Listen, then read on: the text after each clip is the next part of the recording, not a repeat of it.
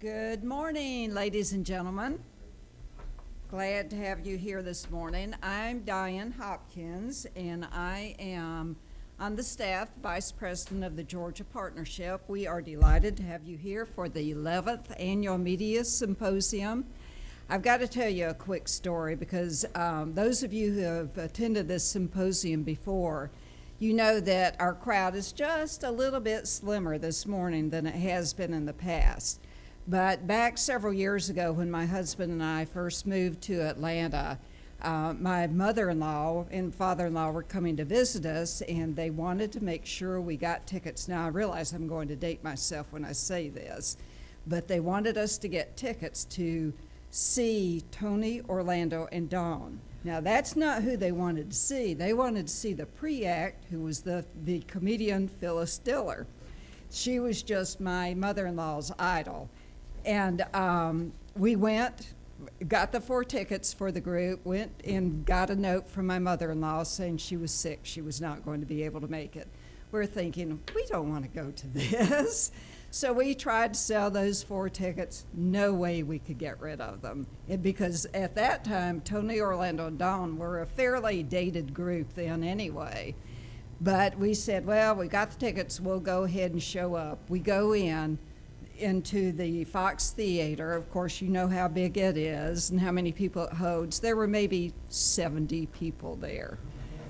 Well, Phyllis Diller does her thing. Tony, Orlando, and Dawn come up, take the stage, and they said, you know what? We don't care whether it's 7,077. We're going to give you one hell of a show. So that's what we're going to do today. Regardless, we're going to give you great information with the top 10 issues to watch, a lot of media information that you'll be able to use. And please know that I know Bill has communicated with all of you, and he really does make an effort to make sure that we're responding to the information that you want to hear and that you want to see, so you'll see that today. We are so thankful that Georgia Public Broadcasting has been a partner with us in the history of the Media Symposium. They have offered great space, have offered the great technicians, really are great hosts. And I'd like to introduce real quickly Andrew McCarthy, who's the Director of Education, who's going to provide a quick welcome from GPB.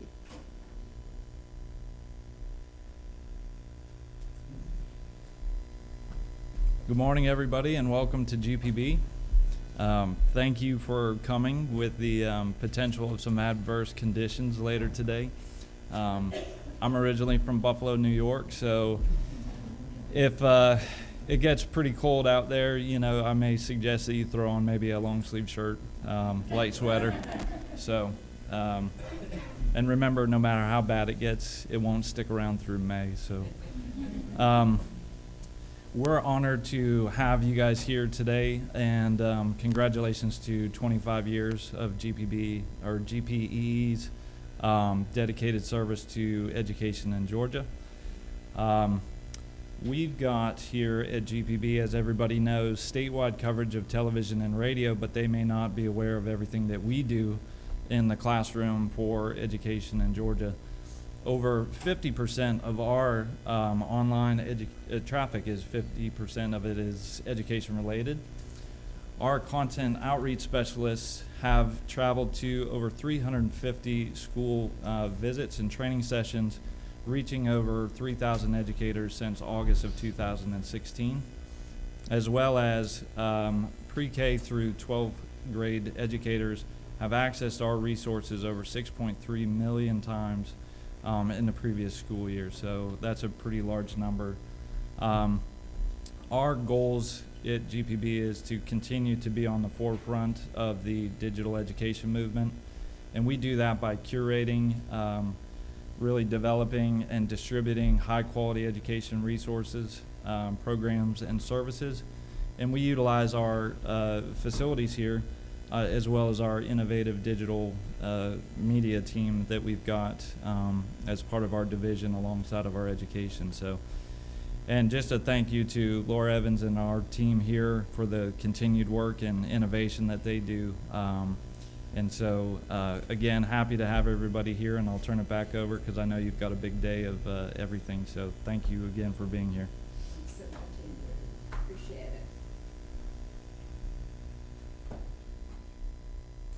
it. Okay, real quick housekeeping items. I think most of you have figured out already where the restroom is, across the hallway.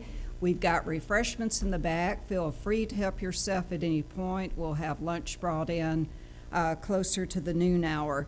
And I do want to mention to you, we're all, of course, well aware of the weather predictions, so we are going to try to tighten the program a little bit in order to get you out a little bit early as well. So let's cover the agenda real quick. You have in front of you a detailed agenda that lists all of our speakers and the timelines where we'll be addressing each one of the topics. You have the biographical sketches. We're not going to go into lengthy introductions of the speakers. You'll have those in front of you so you can read those at your leisure. There is a press release regarding the release of our top 10 issues. As you well know, we use this event in order to launch our top 10 issues to watch for this particular year. Bill will cover that press release in a little bit more detail when he comes up. And there's an evaluation form. Please take the time to complete that evaluation form before you leave, and you can just leave it on the table. And then if you need to connect with us, you've got all the details about that as well. We'll have slides provided. Several of our speakers are going to have slides available, so we'll make those available to you as well. I also want to encourage you to ask questions throughout. We've built in plenty of time for questions from you folks, so feel free to interrupt speakers, or you can wait till the end of their presentations. Either works fine. Real quickly, I want to acknowledge the team from the partnership that has been working furiously this week to pull together this event and make it a good event for you. Of course, you know Bill Maddox, our communications director back in the back, Dana Rickman, our policy and research director, who will be on the program very shortly, Steve Dolinger, the president of the partnership, our fearless leader. You met Alice Ford at the registration desk, and our newest member of the team back in the back, we have Caitlin Doherty Kokinas, who assists with the policy and research area. We're happy to have her here as well. And sort of our quasi-staff person who helps us out with development, Teresa Brower, who's here as well. At this point, I'm going to call on Bill.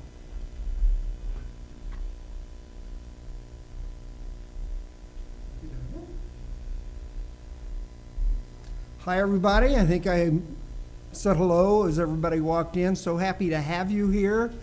As Diane says, usually a little bigger group than this, but today's a little bit extraordinary circumstances. So we're just so happy that you're with us today.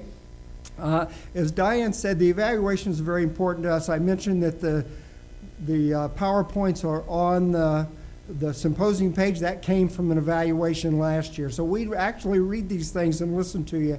Every year our goal is to make it a little bit better than it was the year before. So take the 2 or 3 minutes if you have time, either during the day or before you leave. That'd be very helpful to us. As you know, several people in here I go to and ask, what do you want to hear at the symposium? So based upon that, we try to put this together for you. We realize how valuable your time is, and if you didn't leave saying this was a good thing, you wouldn't come back. So a lot of you in this room are people who have come back. We see some new faces, and especially happy to have you folks. Those who are been around the partnership for a while know that you can call us and discuss issues, whether you just want to walk through an issue. We're happy to do that with you. If you want it sourced, then we're happy there. If you ask a question we don't know, we'll tell you up front that's not our expertise, but we'll always try to give you a referral. So don't hesitate to call on us if you have any questions at all. As Diane said, there's a press release in there, a real short one for the top 10. We ask your help in getting the word out that the top 10 is available. It's an incredible resource for education stakeholders. It's used in many of our college, university teacher prep programs. All the legislators get a copy when the session opens. So, and it's good for moms and dads and anybody who's got an interest in education, really wants to learn more. So if you could help us with that, that would be fantastic. The interviews or the presentations you get, there'll be an opportunity for you to ask questions, and it's wide open for you. This is on the record. If somebody says, ooh, that's something I'd like to go, that's up to you guys. But it's all on the record. If you don't get a chance to get all your questions answered, we ask that you either move out in the hallway with the individual or grab them during the day. Many will be here throughout the day, so you can talk to them then. There are always a few people that I invite to be here that are good contacts for you throughout the year. When you're doing a story, you're scratching your head, I wonder who I can go to for this. We want you to meet these folks during the day, if nothing more to say, hey, what do you do? What can you help me with? So I just go down the list real quick. Those who are here alphabetically. Autumn Blanchard. Autumn is in the back here. Autumn is with the Southern Education Foundation, SEF, so they've got a lot of good policy stuff for you there. Tim Carroll is here from the Metro Atlanta Chamber. You want business perspective, especially in the metro area. Tim is very engaged in the education program for the Chamber. Robert Gaines over here. Robert is Communications and Development Manager for the Georgia Leadership Institute. So you're talking about leadership issues, Robert's your guy. Reg Griffin over on the other side, probably most of you know Reg, been around a while. Reg in DeKalb, Department of Early Care and Learning, so great resource for you there. John McGosh sitting next to Reg back there, the Georgia Budget Policy Institute. You're going to hear from Claire Suggs in a few minutes. But if you have questions there, need information, give John a call. Justin Polley over here on the other side. Justin with the Georgia School Board Association. If you have school board issues, he's your contact point. Allison Tyre, not last but not least, Allison in the back, the Technical College System of Georgia. If you have any questions about that system and there's a lot of interesting things going on there, Allison is your point of contact, so don't hesitate to call on her. I think that's about it. We're just happy you're here. We're going to launch into it now. I'm going to introduce my colleague, Dr. Dana Rickman, who's going to traditionally starts it off with a review of not all the top 10 issues that you see in front of you, but 2 or 3 that she wants to highlight. But throughout the day, there are probably most of these we're going to be talking about. So Dana, you know, is a great source for you. My boss, Dr. Steve Vilder's in the back. This is the best education tag team in the state as far as I'm concerned. So we'll start with that introduction, Dana.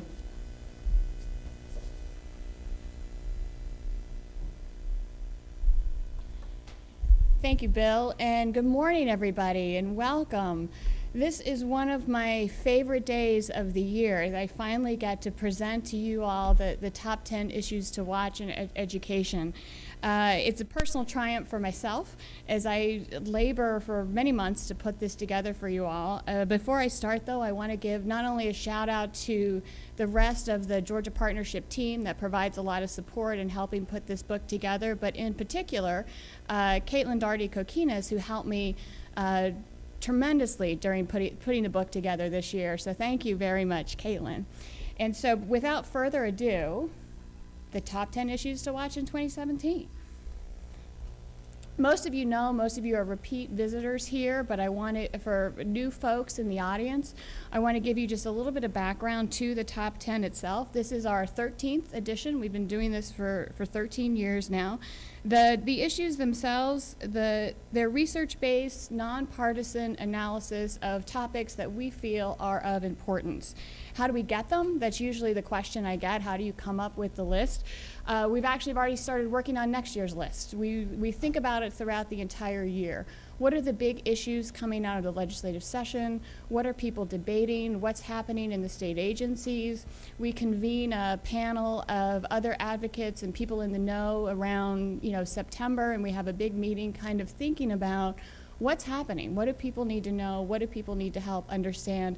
There are clearly more than 10 issues that are important. We select 10 of them. They're in no particular order as I present them. I like to think actually they're all exceedingly important, but that's how they come together. And so the 10 are, and I know I say this every year, I feel like this is like a big reveal, and then I realize you've been sitting with the book for like 20 minutes, so it's really less anticlimactic, but if I could get a couple oohs and ahs as I go through, that would really help my ego.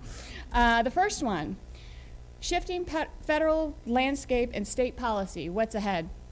What I'm going to do is take like 20 seconds on each of these, and then we'll dive deep into an issue as we go, but feel free to ask questions as we go.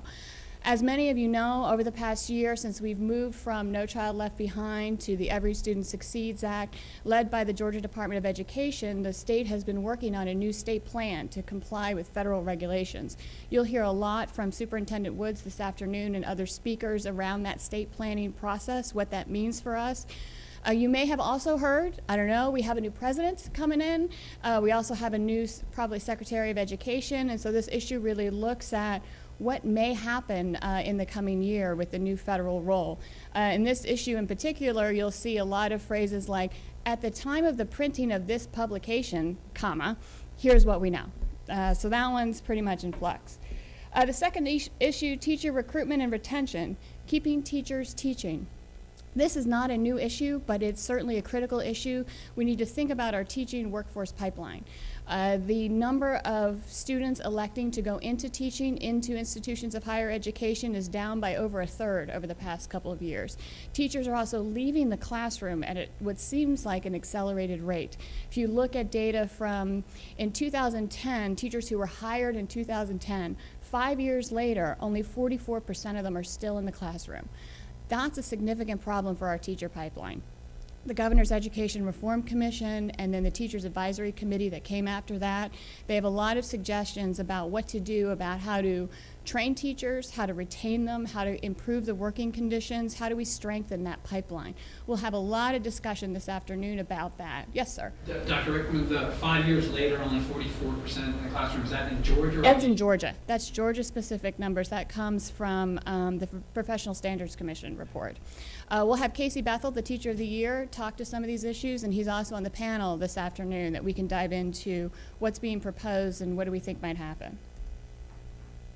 Leadership, new challenges and new opportunities.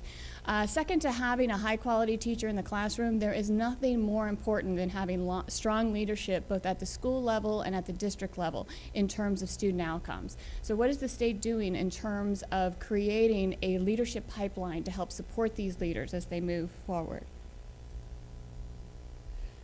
Preparing the workforce, the role for K-12. You know, historically, the role of K-12 was just to get students graduated with a high school diploma and let them move on.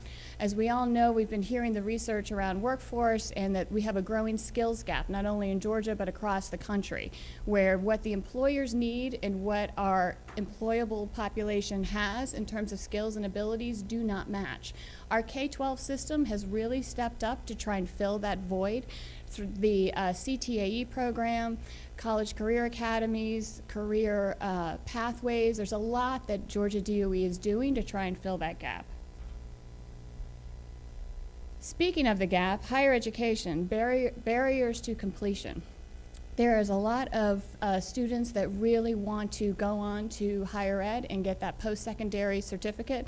And when we talk about, we as the partnership, and when you hear us talking about higher education, college completion in the book, we're talking about associate's degrees, college degrees, 2-year, 4-year, any kind of post-secondary credentialing completion.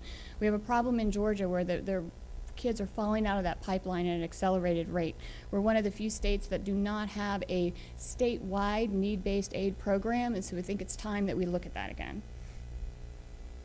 Funding, equity for all. All I'll say about this is Claire Suggs is up after me, and she's going to really dive into this one for you. Early learning, increasing quality and access for all children. By now, I think everybody knows that there's clearly no silver bullet in education, but the closest thing I think we have is high quality early learning to help level the playing field, especially for at-risk students and students of poverty. The DECAL and Department of Early Care and Learning have worked really hard to increase the number of high quality early learning opportunities, especially for children living in poverty. This issue really digs into that.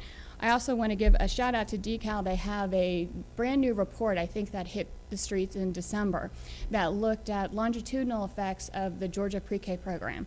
I think Reg brought some copies of that. If you want to talk more to him about it, copies are on the back table. I encourage you to look at that as well. Student mental health, time to take center stage. You know, trauma, stress, mental health issues, they significantly affect how a student is able to perform in school. And this is an issue that we feel has not been looked at. It's starting to gain some traction, but it's time that we really put the spotlight on student mental health and whole child. Dr. Gary McGivney is going to be here this afternoon to really dig into this topic about maybe a state mental health plan to help support students in school and in their communities. The economics of education, breaking the poverty cycle. This is one that I'm going to dive into much deeper in a minute once I finish with my 10, but I have to say that this one, I feel, underscores all the other 9 issues. It impacts everything that we're trying to do, this poverty cycle that students are trying to get out of. And the final one, no opportunity school district. What now? That one feels kind of self-explanatory, right? As we all know, the vote did not go the way that the governor wanted. We will not be establishing an opportunity school district, but the fact remains that we have thousands of children who are in schools that are chronically struggling. What do we do about that? Just because there is no looming threat now of an opportunity school district or takeover does not mean that we should stop with this urgency about how to turn around struggling schools and how to support these schools. We'll have a lot of speakers today that will look at this issue in depth. In particular, Will Rumbach and Avis King from DOE are going to talk to you right before lunch around what DOE is already doing in terms of turning around struggling schools and where they see that work going. I'm sure Superintendent Woods will talk about it, and then we can talk about it on our panel later this afternoon. And so those are the 10. And what I want to do is take a few minutes and walk you through a little bit of the economics of education and what we're calling breaking the poverty life cycle. And like I said, I really think that this underscores everything else that we're trying to do in education, from early learning all the way through higher ed. It's not just a K-12 issue. But when we look at this life cycle, and I have to say, off the record, even though we're taping this is the first time I'm trying this graphic. So you guys give me some feedback in your evaluation about how it's working so I can tweak it and make it better as we go. But this is basically what we think about the pipeline to success, right? Early learning through K-12, you go through post-secondary, you go on to work and career. You graduate, you get a job, you're a successful adult, right? You can get married, have a strong family, you participate in healthy communities, which give rise to healthy births, healthy children. And this is what we think of as sort of like a virtuous cycle. When everything is clicking, everything is working, you have this cycle, the healthy economic life cycle, where individual families benefit, their communities benefit, regions in the state benefit economically, and we're all growing together. This is our goal. This leads to social mobility. This is why I can make more money than my parents did, why my parents did better than my grandparents. This is the goal. It's the American dream. But what's happening? Cracks in the K-12 system, cracks in the educational system, we lead to high school dropouts, right? And associated with high school dropouts are all the things that we know on average: increased chance of living in poverty, increased chance of being associated with the criminal justice system, increased health problems, more likely to be single parent, all of these sort of negative outcomes of not graduating high school. You get communities that have concentrations of high school dropouts. You get impoverished communities, disinvested communities, and the impact on the children that live in these communities. One example is you're more likely to have low birth weight babies, right? And so you have children in these disinvested communities that are experiencing early trauma, early stress. They're not being read to every day. These children feed back into the system. Early learning takes them in. And what we see happening, we know that early learning, high quality early learning, can really help ameliorate some of the gaps that we see between low income and high income students. But it's still a stress on them. And then those students go into the K-12 system a little bit helped by early learning, but it causes more stress on K-12. And you see no longer a virtuous life cycle, but these children are more likely to drop out of school, become high school dropouts themselves, and you see this cycle here. This is not a cycle that's going to lead to social mobility and upward mobility. What we're seeing now in Georgia, especially since the recession, more and more families are stuck in this red cycle, and if I was better at technology, I'd get this moving, and you could see it get bigger and bigger. Fewer and fewer families are in this healthy economic life cycle, right? And so think about what that does, and we know the research on this, that they've said, a Harvard study that looked at social mobility. The United States in general has the lowest social mobility than any other developed nation in the world. And by social mobility, I mean I can earn more money than my parents, right? Within the United States, Southeast is the worst. Within the Southeast, Atlanta, Georgia. If you're a child born into poverty in Atlanta, Georgia, you have the least chance of working your way out of poverty than if you were born anywhere else in the entire developed world. That's not good. This is a problem, right? So this is what we're looking at in terms of the impact on individual students, individual families, long-time earning potential, but also think about what this impact has on local communities and then the state's ability to grow economically. The key to breaking this cycle, strong educational system, right? Education is the key to getting out of poverty. We have a problem there too. We need this to be strong, but we have a problem in Georgia, not just Georgia, across the entire United States of equity and access, right? And so just for example, there's more examples in the book about the impacts of living in poverty and how that affects your ability to be successful. But thinking about job growth in Georgia, this gives it away, but where are the biggest job growths over the next 10 years gonna be? STEM, right? Science, technology, engineering, math. It's predicted that jobs in those areas are going to grow at double the rate of non-STEM jobs between now and 2025. So if you personally are looking to make more money as you go through life over the next 10 years, STEM is where that's going to be. As a state, if we're looking to employ more people and grow economically as a state, we need workers who are good at STEM. Now, if you look at these graphs, especially the one on the far left, the difference in achievement on math and science scores in 4th grade and 8th grade. The green bars are students who score proficient on math or science, 4th grade and 8th grade, who are not low income, more than half. Still not great. I mean, it's close to almost half aren't, but still more than half are. But if you look at the numbers for students who are eligible for free and reduced lunch, 15 to 20% on average. That's a significant problem when you consider a majority of our students enrolled in our public education system fall in that eligible for free reduced price lunch. So thinking about the ability to get a high paying job or a good paying job, family supporting job when you get out of that pipeline, if you're not cutting it, think about the state's workforce to fill those jobs. This is a problem. So what do we do? Well, I've already talked a little bit about high quality early learning options. Clearly that's a place to start.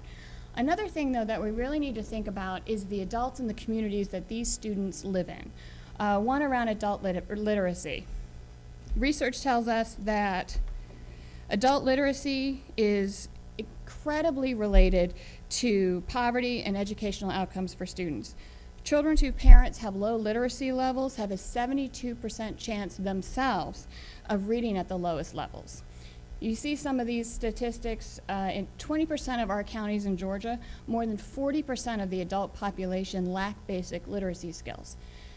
If you're trying to get an economic engine going in your local community and 40% of your adult population, i.e. your workforce, lacks basic literacy skills, what company is going to invest there?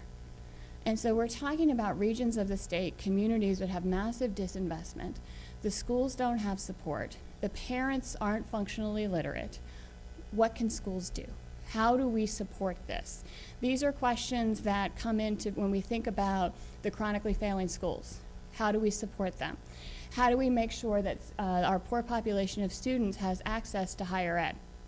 That if they don't qualify for the Hope Scholarship, what kind of aid do they have to get through?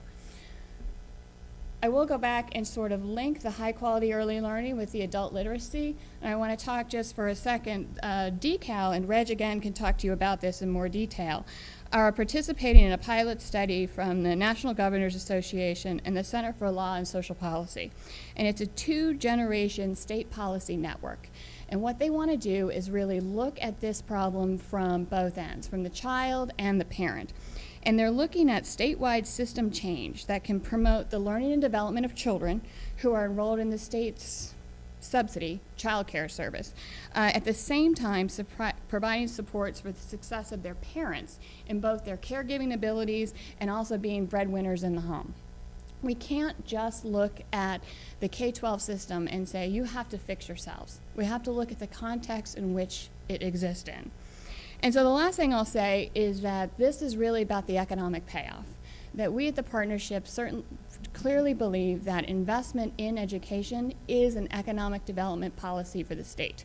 And so I put this graphic up here, and it's in your book. It's a study done by Eric Hanushek, and he looked at if we raised our NAEP scores, or we increased the number of students who scored proficient on NAEP in 8th grade math, and I'm sorry, basic on NAEP, and so we're not talking about proficient. If we just got every student in the 8th grade at least to the basic level on 8th grade math, our state GDP would increase over 200%.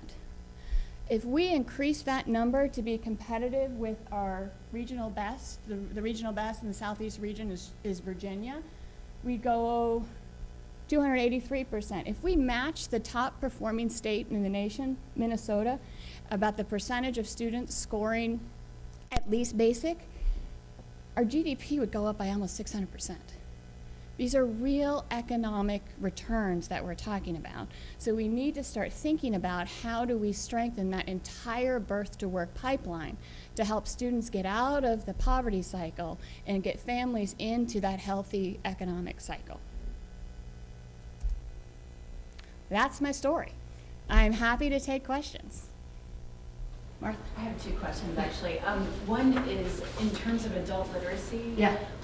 Once adults have reached a certain stage, like, is it hard to kind of retrain? I mean, how much effort and investment would have to go into like adult education and kind of getting parents to where they need to be to sort of help their kids? Yeah. It's hard on several levels. One, it's one of those where it's always easier to intervene early, which is why you get a bigger bang for your buck in early learning than you do even elementary, middle, high school. That's certainly true for adults. But it's certainly worth the investment. One of the biggest barriers, from what I understand, of people who are doing this work is the stigma. That we have to get adults and parents over the stigma of admitting, I can't read well and I need help. And that it has to be a welcoming environment, it has to be a supportive environment, and an environment where the participants feel championed by what they're doing. That seems to be the biggest hurdle more than anything, is getting over admitting that there's an issue and then asking for help. And your second question, just quickly, in relation to the economics of education, it seems like one of the biggest problems for schools, or low-income schools, can be student mobility rates, where students are moving a lot. So is there a good way to, or has there been research showing like a good way to kind of handle, that kind of churn? Like are there schools with high mobility rates that are successfully kind of integrating those students and like seeing a lot of success? Or yeah. Should I repeat the question so that the audio can pick it up? Yeah, the question that she asked is a great one, that many schools, especially schools that have a high percentage of low-income students, have an incredibly high churn rate, the social mobility, and so sometimes they have almost a complete turnover of who their students are within the year. And Martha was asking, are there models of best practice of how to handle that? That's a great question, and honestly, I don't know. I'm sure we can find some, but I don't know how they handle that. The state's longitudinal data system helps with that now, so at least when the new students come in, they have the history, which they never had before. So that gives them a big leg up, but in terms of just structurally how schools handle that has to be something that's built into their turnaround efforts, and that's where a strong leader can come in handy, things of that nature. Any other questions? Well, I'm going to be around all day, so as you think about stuff, feel free to just pull me aside, and I'll also be on the panel this afternoon that you're welcome to ask questions then as well. Thank you very much for your time. Enjoy your day.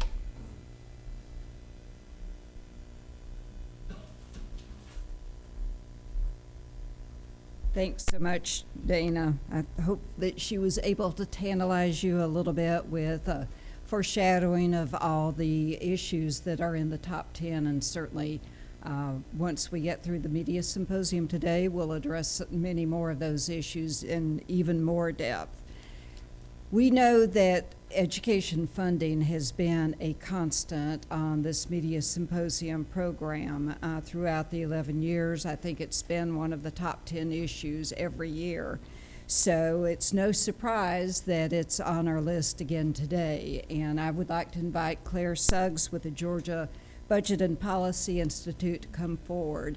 It's interesting as we talk about school funding, as I've watched it over the last several years, how our conversations have shifted somewhat. Now we're talking more about equity. We've got an Education Reform Commission that's looking at recommendations for building a different model for funding education. So Claire's going to join us and help us understand what those recommendations might look like and how we do go about building an effective funding model. Claire.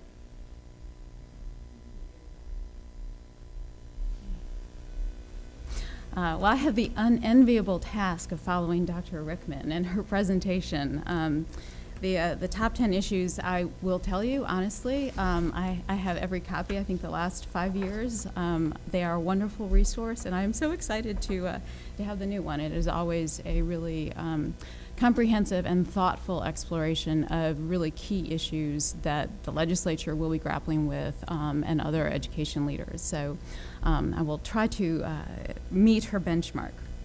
But yes, my job this morning is to talk about education funding and yes, to dive into the recommendations put forth by the Governor's Education Reform Commission. But before I do that, before we get into the details of what's been proposed, I think it would be useful to kind of step back and look at where we are right now in terms of education funding. You know, what is the landscape that this debate, which is likely going to happen in the legislature, what is the context for that conversation? And you know, the last, certainly when I stood here last year, you know, I talked about, wow, we have an austerity cut of $466 million. And this year, and this slide is kind of where we have been in terms of austerity over the last 17 years. You know, and this year, we're in a better place. Austerity is $166 million. And that has been the general trend. Things are getting better. The General Assembly and the Governor have taken steps to reduce austerity. And is certainly better than that 5-year period from 2010 through 2014, in which we saw austerity cuts of $1 billion or more in each of those years. And I'm assuming that everyone here is familiar with austerity. Just wave your hand if anyone isn't. And so things, yes, we are trending better. And if you look at the increase in funding for the Department of Education, the Georgia Department of Education over the last 3 years, you know, it is pretty substantial. Over the last 3 years, state funding has gone up $1.5 billion. That's a big number. So again, you know, we are seeing greater state funding. But when you kind of unpack that number, when you look at where the money is going, you see that the story becomes a little more complex than just that one big headline. Look at this big increase. Where has that money gone? Well, the bulk of it, over 90% of it, has gone to 3 things. The partial restoration of austerity. So almost $900 million has gone to restore austerity. And I want to be really clear here. The austerity, that that in restoring it, we are giving back to districts the money that they were supposed to get all along. So we are filling in the hole that there has been over the last 17 years in state funding. So that's where the bulk of the money has gone. The second biggest area is student enrollment growth and standard increases in state funding for teacher salaries based on their years of experience and in training. And I just want to be clear, if, as more students come into the system, the state needs to fund them. If we don't fund those students, then we will have to start cutting again. And then the final area where we saw most of the state dollars go is to cover rising retirement costs. So yes, there has been a significant increase in funding, but really it has gone to filling the hole and making sure that the hole doesn't get any bigger. So on the one hand, we have this infusion of new dollars, but at the same time, the state has also done things that actually increase costs for local school districts. They've really been shifting some of the costs that the state once covered onto districts, and the effect of this is to really undermine, to some degree, the impact of the restoration of austerity. And I think the most notable place where we have seen this is with state health insurance for non-certified workers. Those are custodians that work in schools, bus drivers, administrative support staff, accountants, really anyone in schools and districts that are not certified to teach. And for years, that has been a cost that was shared by the state and by school districts. Beginning in 2012, though, the state eliminated its portion of funding for state health insurance. So since 2012, we have seen districts' cost to cover health insurance for these employees rise by $400 million. That is a significant cost. And if you go back to your communities and talk to your superintendents, because I hear it all the time and talking to CFOs, this has had a huge impact on their budgets, managing these costs. And the cost went up again just 5 days ago. On January 1, costs went up for each of these employees from $746 per member per month to $846. That's another big hike 5 days ago. So this is a real issue for them. And again, it's kind of undermining the impact, what they can do with the funds that are being restored from austerity. The second place where we see a real cost shift from the state onto school districts is with student transportation. Student transportation, state funding for student transportation has been declining significantly over the last couple of decades. If you just go back to 2000, we see, that districts spent $352 million to get students to and from school safely, and the state covered about $152 million, or close to 40%. In fiscal year 2016, the fiscal year that just ended, districts spent $823 million to get kids to and from school safely, and the state covered $127 million, or 16%. That is a huge cost shift. And this is important. Districts have to get kids to and from school safely. One, they're required to do so by law.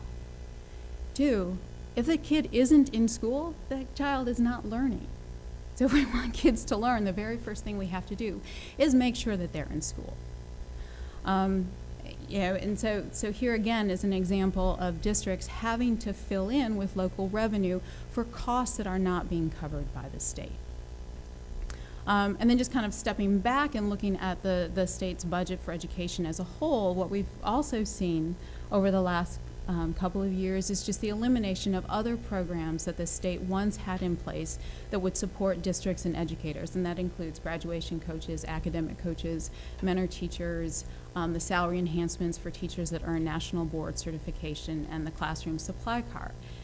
Those were not large programs, but they were resources for educators that no longer are in place.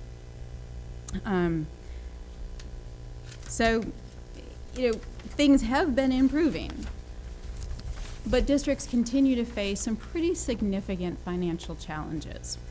And kind of stepping back once more to kind of look at where Georgia sits nationally, Well, it becomes pretty evident that we're a low spending state.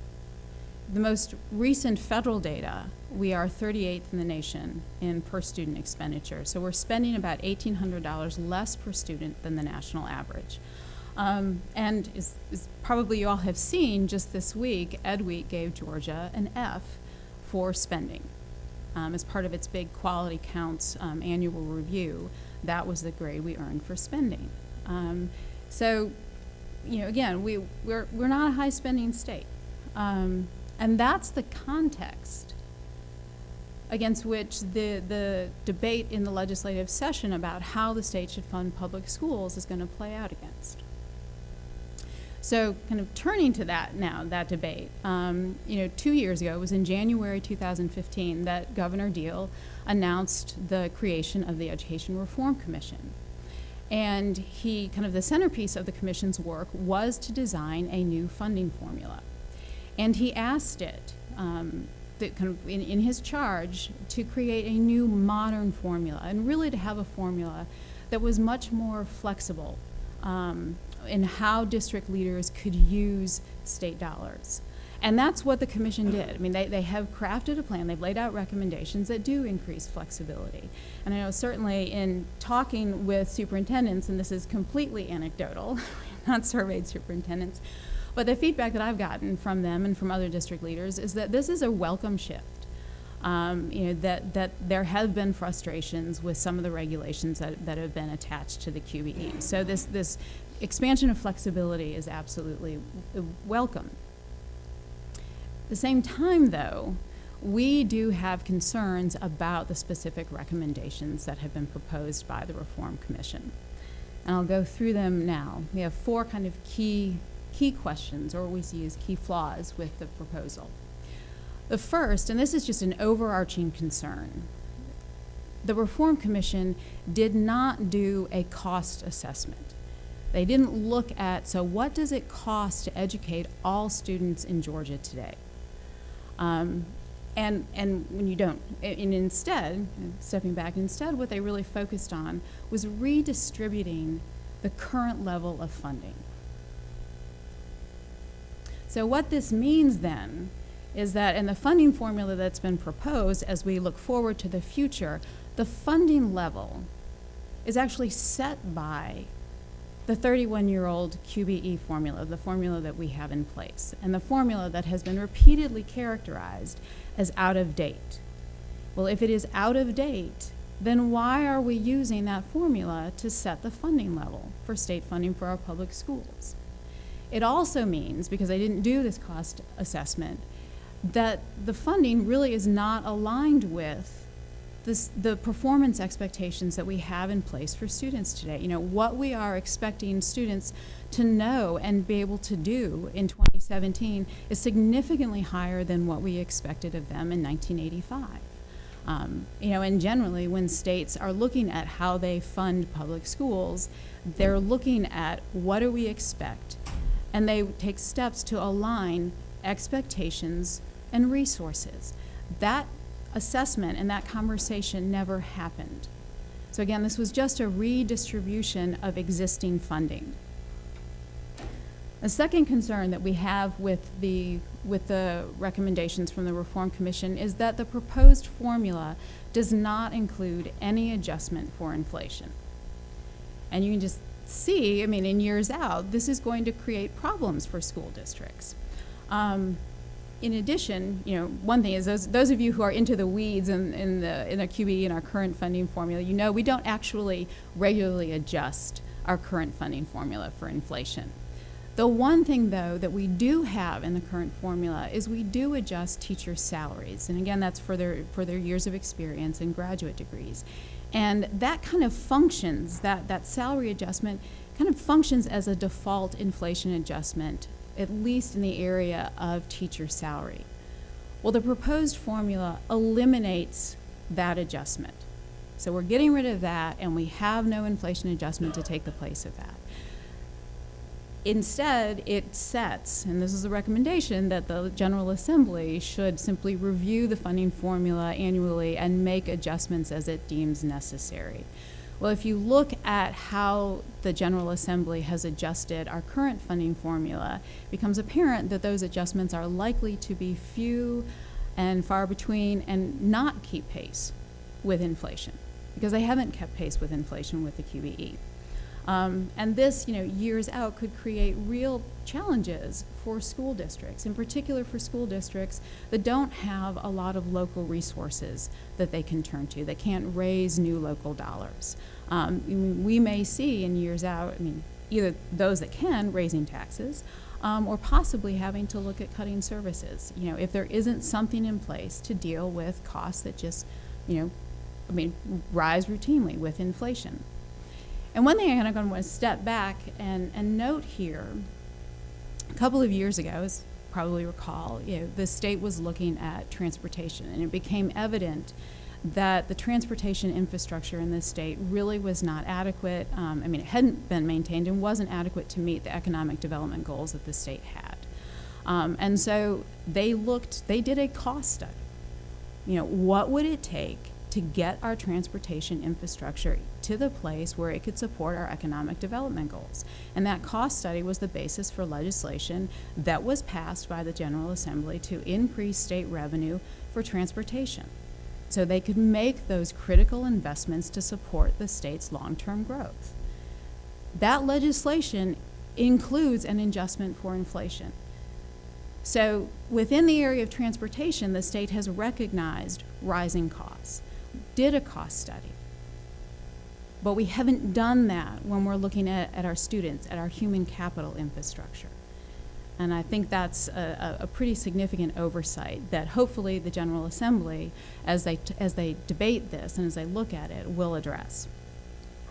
Another area of concern that we have, the third area, is how the recommended proposal treats low-income students. On the one hand, for the first time, there is supplemental funding directed specifically for economically disadvantaged kids. And this is in addition to the new formula. We haven't done that before. So recognizing that low-income students, do have additional needs and that require additional resources, that's absolutely a positive step. Our concern, though, is kind of twofold. One, the Reform Commission has proposed new criteria to identify these kids. As Dana referenced, right now we use the federal free and reduced lunch program to identify low-income students. And that really is the national standard. That's how most states do this. The Reform Commission has proposed using different criteria, basically participation in food stamp program or TANF, and those criteria are much lower. And that cuts the number of low-income students from about 63% currently to about 35%. And so if we shift to this criteria, we really run the risk of children in working poor families not being provided with, the supplemental resources that they need to be successful in school. And our other concern, quite frankly, is that the amount that has been allotted for low-income students is quite low. It's too low. It comes to $232 for the full year, which works out to $1.29 per day. That is significantly lower than what the Reform Commission, the number they were first looking at. And we think that they really need to go back and look at what are the types of services and programs that really support low-income kids, and what are the costs associated with it, and then support that. And our final concern, and this has been raised by others, is how it treats student transportation. Right now, student transportation is a grant program, and it has its own formula that takes into account the differences across districts in transportation costs. And there's huge variation across our districts. We have more rural districts where you have a smaller number of students spread out over a larger area, and they have a higher transportation cost. In metro areas, in urban areas, costs tend to be lower. It's more kids in a smaller space. What the Reform Commission has proposed is eliminating the grant program and taking that funding and just putting it in the general student base. And what that means is that, in effect, every district will simply get the average amount. And that if you are a district with higher transportation costs above that average, that's going to create problems for you. How are you going to cover getting the cost of getting those kids to and from school? It also makes the current underfunding of transportation permanent. I mean, that will just be wrapped in, the current formula goes away, and it's there. And again, that is going to cause real stress for many districts, particularly those with limited local resources. So those are kind of the key questions that we have, and are hoping that the General Assembly, as it moves forward with this debate, will really look at and address. And now I will take questions. Yes. Understanding that the brakes were put on the formula being enacted last year, what's the expectation that it will be this year? I think that's a question you should pose to Senator Tiffins this afternoon. I think there has been a lot of conversation around it, and people are waiting and watching, and we are eager to see what may come out as well. I'm not sure if this is answerable at this point, but school choice is a really popular issue among both parties, it seems like, and there may or may not be legislation for that this year. Just curious how that could possibly affect the transportation problem, because would districts have to pick up a lot of the costs for transportation if school choice becomes a big?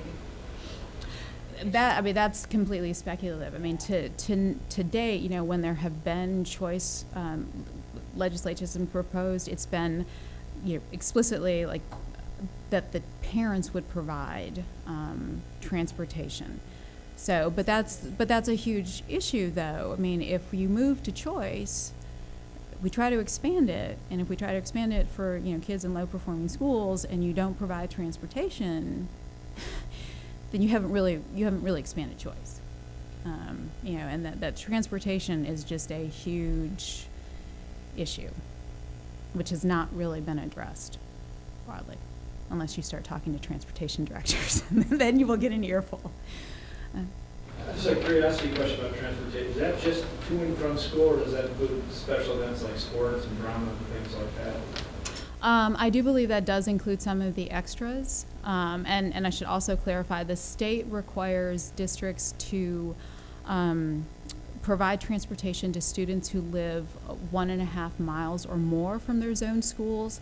And many districts have chosen to provide transportation to students who live closer because they are worried about safety concerns. There may not be a safe sidewalk for students to walk on, or there may be a major intersection that they are not comfortable having students cross. I mean, we see this in particular in metropolitan districts.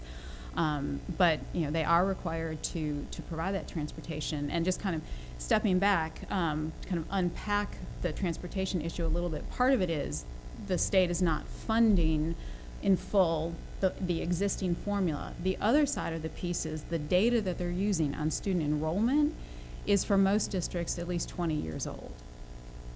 So it really hasn't kept pace with enrollment growth. Yeah. Is it clear whether the transportation dollars in the ERC proposal could travel with the student? Well, the proposal is to put it into the student base. And so, I mean, if it's in the base, it goes wherever the student goes.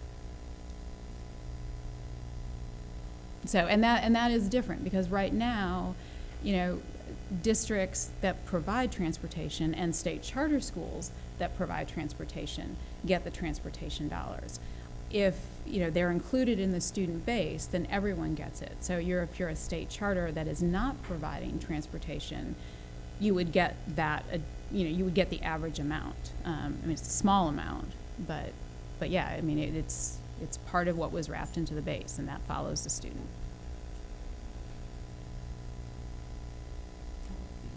You mentioned the commission did not do a cost assessment. Mm-hmm. I mean, is that something that other states are typically doing? Yes.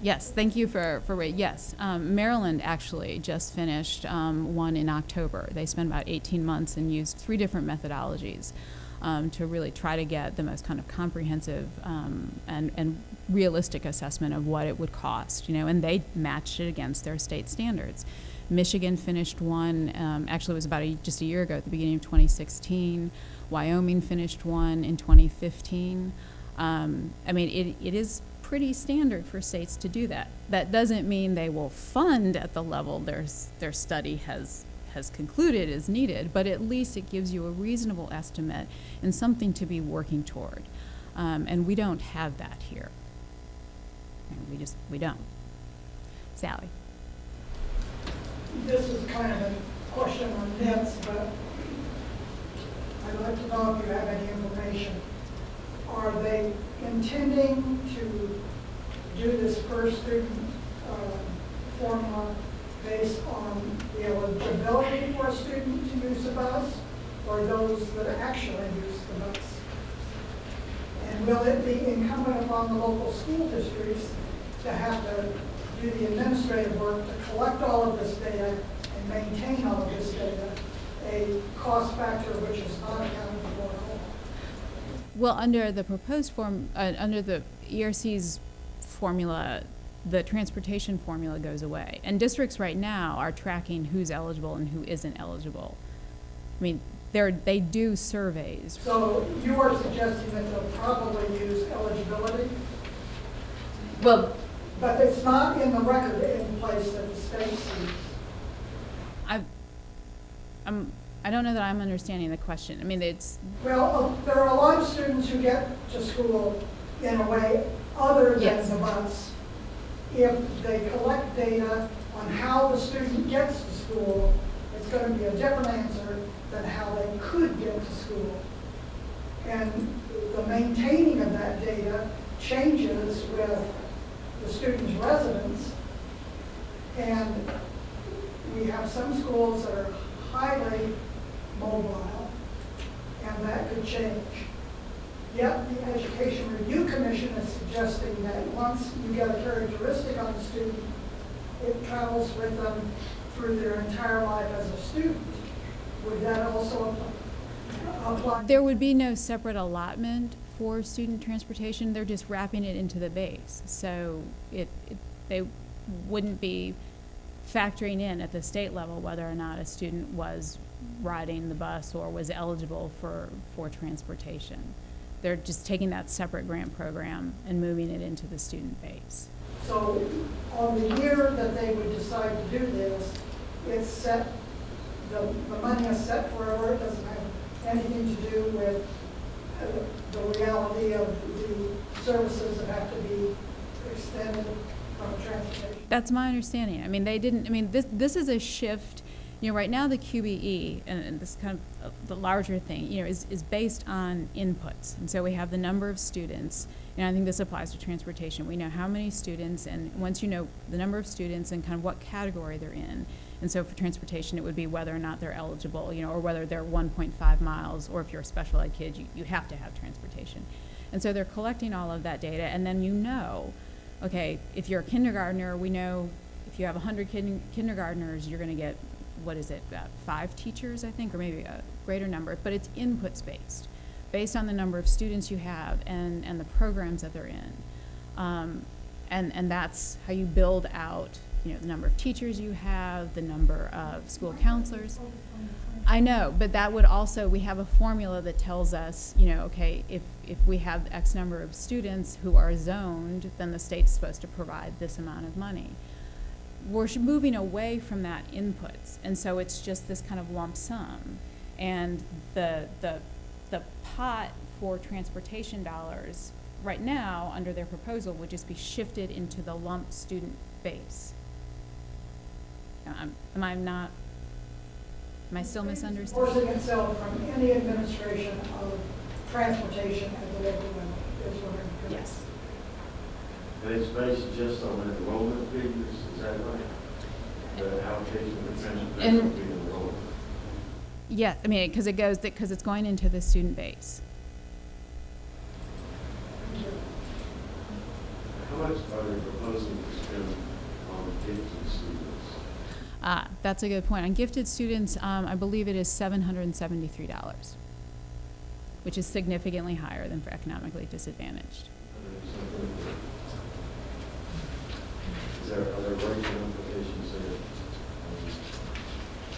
I have not seen the makeup of the demographics for gifted students. But I will say that was a point that came up during the public meetings of the Reform Commission or of the Funding Committee.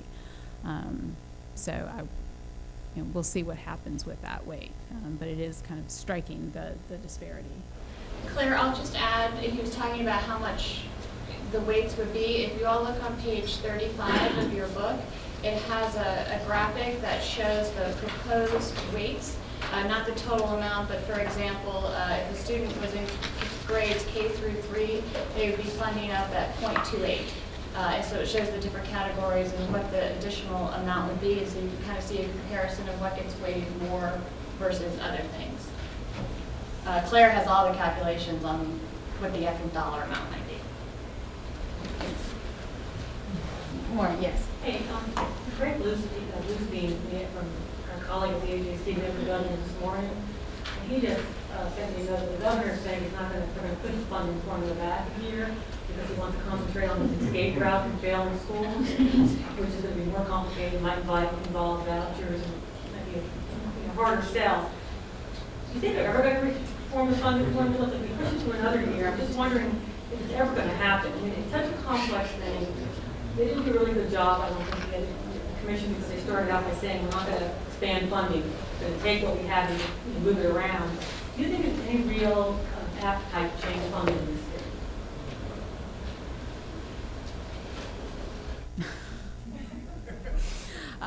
I think there's a desire to change the formula. I think there's a genuine desire right now to change the formula, but it's incredibly hard. And I will say, I've been at GBPI 4 years, so I've not been involved in earlier efforts to redo the formula, but folks who were around and observers of those earlier efforts said that they frequently fell apart when they got to the question of how much does it really cost. And when it became apparent that it would, in fact, require additional investment, that those efforts kind of dissipated. So I don't know what it will take to have an honest conversation about the true cost of educating every kid in Georgia to the standards that we have in place today, but I sure hope it happens. And kind of as Dana's pointed out, the economic future of the state depends on having a highly skilled workforce. And when 62% of your kids are low income, I mean, you can't overlook those kids. We cannot leave 2/3 of our kids behind. And so we do need to have that conversation. What is it going to take to get those kids there and then to get them on into some type of post-secondary training and get them across the finish line? So I see Diane is here. My time is up. Do know that Claire's going to be around for a while because I saw one hand starting to go up again. So we'll be taking a break in just a moment, so hopefully you can grab her then and question her a bit more, get some more information from her. Going to Maureen's question, comment about the longevity of our addressing funding models and formulas and are not making a lot of progress. I remember I was one of the first staff people hired with the partnership 25 years ago. You've heard it mentioned that it's our 25th anniversary. And one of the first subcommittees we had out of the chute was addressing funding formulas, a study group that we had then. So it's been a long time in the works. But as Claire said, it is a complicated issue to address. But I think her final remarks really summed up how we all feel about it.